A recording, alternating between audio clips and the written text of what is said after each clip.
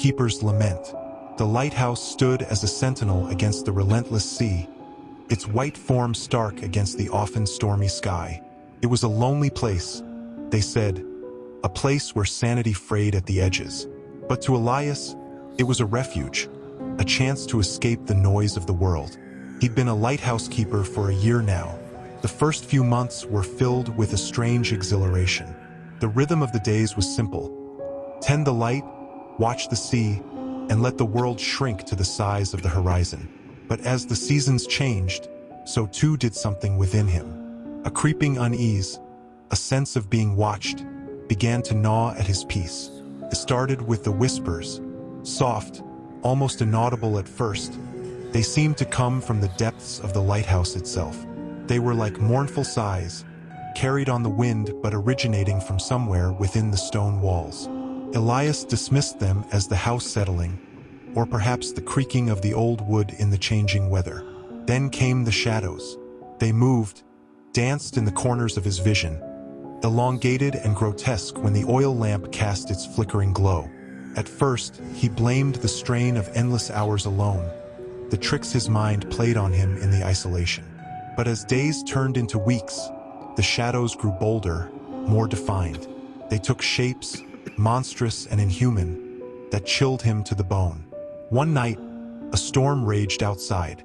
The wind howled like a wounded beast, and the waves crashed against the lighthouse with a fury that shook the very foundation. Fear, cold and sharp, gripped Elias as he climbed the winding stairs to the lantern room.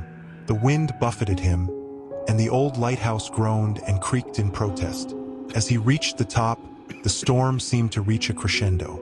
Lightning flashed, illuminating the churning sea below, and there, at the edge of the glass, a face appeared. A face not of human, but of something ancient, something evil. Its eyes, black and empty, seemed to pierce through the glass, into his soul. Terror seized him. He stumbled backward, heart pounding like a drum. The face vanished as quickly as it had appeared, but the darkness that followed was more terrifying. A cold hand seemed to grip his heart, and a voice, a whisper carried on the wind, echoed in his mind. "You are not alone." From that night on, the lighthouse was a different place. The whispers grew louder, more insistent. The shadows thickened, taking on horrifying forms that danced and twisted in the corners of his vision. Sleep became a luxury denied, as nightmares replaced dreams. Then came the scratching.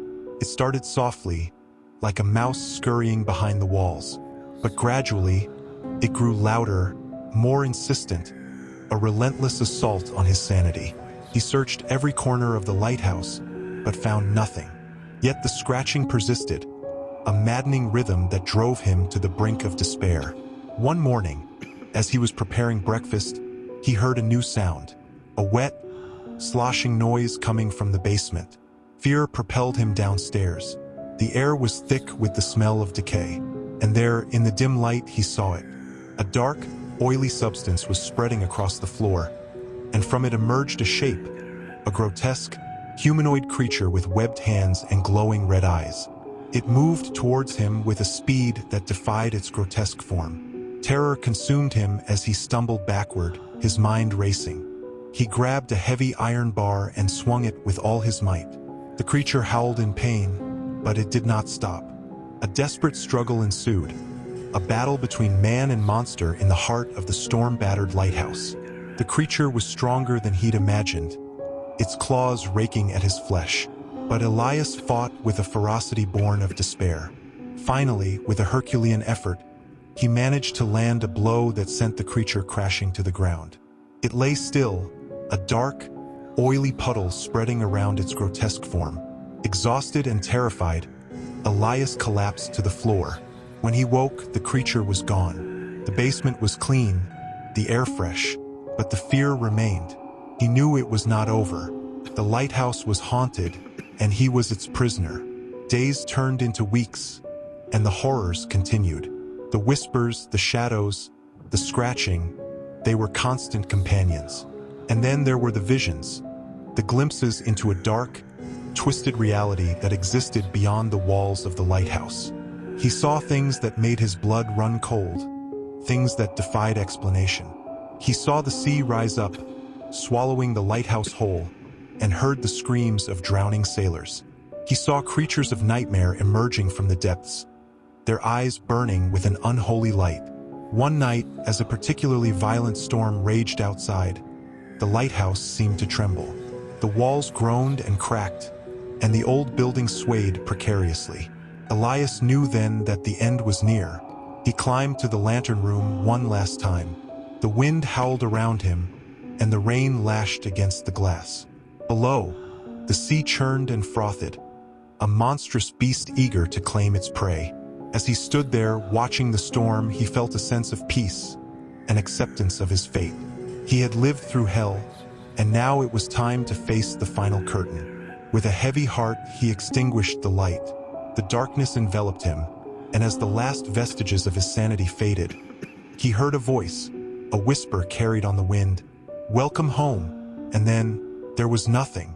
The lighthouse stood alone, its secret buried deep within its ancient stones. The sea continued to crash against its base, a mournful dirge for the keeper who had lost his soul to the darkness. And in the depths of the ocean, something stirred, something ancient and evil, waiting for the next unsuspecting soul to venture into its domain. The lighthouse was a graveyard of hope, a tomb for the living. And so, the legend grew, a chilling tale whispered in the darkness, a warning to those who dared to challenge the sea. For in the heart of the storm, where land and water meet, there lurks a darkness that consumes all who dare to look into its abyss. Decades later, the lighthouse stood as a skeletal reminder of the sea's relentless power. Its windows were dark, empty eyes staring out at the indifferent ocean. Local folklore painted it as a haunted place, a place where the living dared not tread. Yet, when the government announced a new keeper for the lighthouse, a young, ambitious woman named Anya, there was a ripple of disbelief and fear through the coastal town. Anya was different, unafraid of the sea, unfazed by isolation. She was driven by a thirst for adventure and a strange fascination with the unknown. The lighthouse, with its aura of mystery, was the perfect challenge. Her first night was marked by a storm as fierce as any the old-timers could remember. The lighthouse groaned and creaked under the onslaught, and the sea roared like a wounded beast. Anya, armed with a flashlight and a stubborn spirit, climbed the winding stairs to the lantern room. The wind howled, a banshee's wail that seemed to penetrate her very soul. Lightning cracked across the sky, illuminating the churning sea below. And then she saw it, a shape, dark and monstrous, emerging from the waves. It was a creature of legend, a sea serpent, its massive body undulating with a terrifying grace. Fear, cold and sharp, seized her. It was as if the lighthouse itself was trembling, as if it knew what was coming. The creature's eyes, glowing an eerie green, seemed to lock onto her. A primal terror surged through her, a fear that was older than humanity itself. She stumbled backward, the wind whipping at her hair. The creature reared its head, its gaping maw filled with rows of razor-sharp teeth. Anya felt a cold dread seep into her bones. This was no figment of imagination, no trick of the mind. It was real and it wanted her.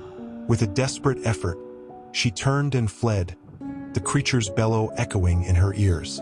The descent down the winding stairs seemed to take an eternity. Every creak and groan of the lighthouse amplified her fear. When she finally reached the ground floor, she collapsed, her body trembling uncontrollably. The storm raged on, a symphony of destruction. Anya huddled in a corner, her mind racing. She had seen the impossible, a creature from the depths, a relic of a time when myths were reality. The lighthouse was no ordinary building. It was a prison, a cage to contain something ancient and evil. Days turned into weeks. Anya learned to coexist with fear. The lighthouse became her world, a microcosm of isolation and terror. The whispers started again, soft at first, then growing louder, more insistent. They were filled with a haunting melody, a mournful dirge that seemed to seep into her soul. And then there were the shadows, the same grotesque shapes that had tormented the previous keeper. They danced and twisted in the corners of her vision, taking on horrifying forms. She tried to ignore them, to convince herself they were the product of a tired mind. But they were too real, too vivid.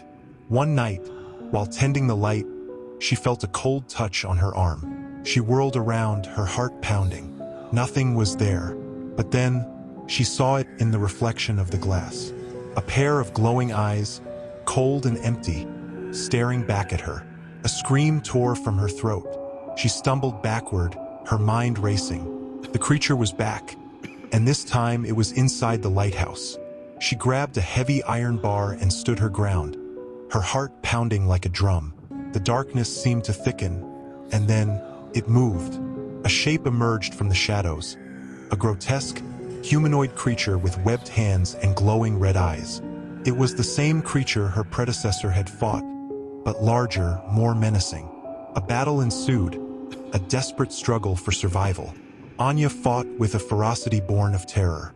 She swung the iron bar with all her might, but the creature was too quick, too strong. It closed in on her, its hot, fetid breath washing over her face.